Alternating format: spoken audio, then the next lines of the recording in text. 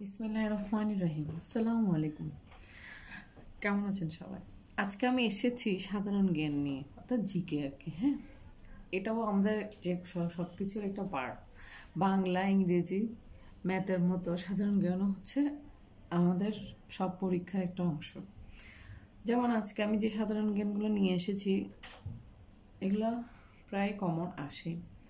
যেমন 1 নম্বরটা হচ্ছে বাংলাদেশের রুটি ঝুরি বলা হয় কোন জেলাকে?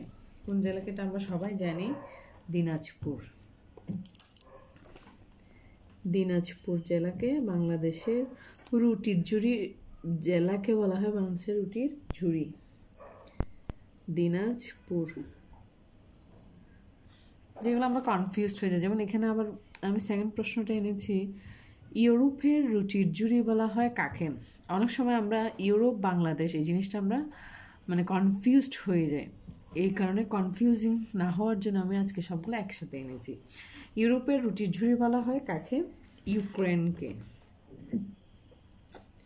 এটা আমরা খুব সহজে টেকনিক্যালি মনে রাখতে পারি। ইউরোপ যখন আমরা দেখব তখন এটা কি হবে? ইউক্রেন হবে।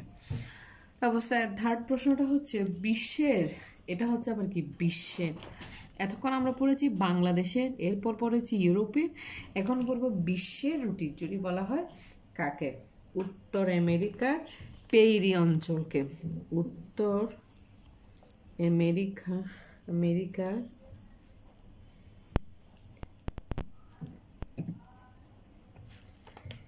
প্রেইরি অঞ্চল।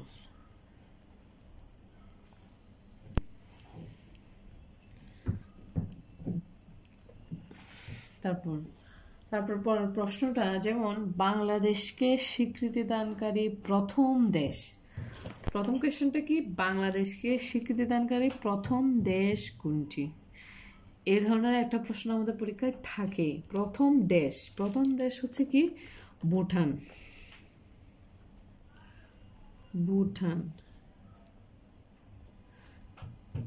তারপর হচ্ছে যে বাংলাদেশকে স্বীকৃতি দানকারী দ্বিতীয় দেশ কোনটি?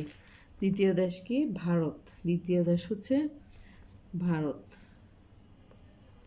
তারপর বাংলাদেশকে স্বীকৃতি দানকারী আরব দেশ, এটা কি দেশ? কোনটা জিজ্ঞেস করছে? আরব দেশ। আরব দেশ হচ্ছে কি? ইরাক। এই প্রশ্নগুলো খুবই কনফিউজিং। তারপর বাংলাদেশকে স্বীকৃতি দানকারী প্রথম মুসলিম দেশ, এটা কি? প্রথম মুসলিম দেশ সেনেগাল।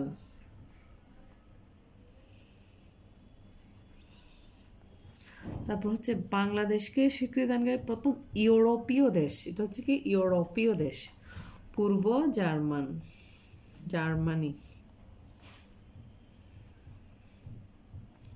তারপর হচ্ছে বাংলাদেশকে স্বীকৃতি দানকারী প্রথম ওশেনিয়ান দেশ কোনটি?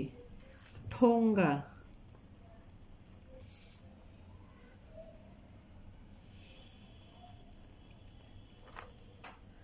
Thank you guys. আসসালামু আলাইকুম। আশা করি আমার এই ভিডিওর মাধ্যমে সবাই অনেক উপকৃত হবে। আসসালামু আলাইকুম।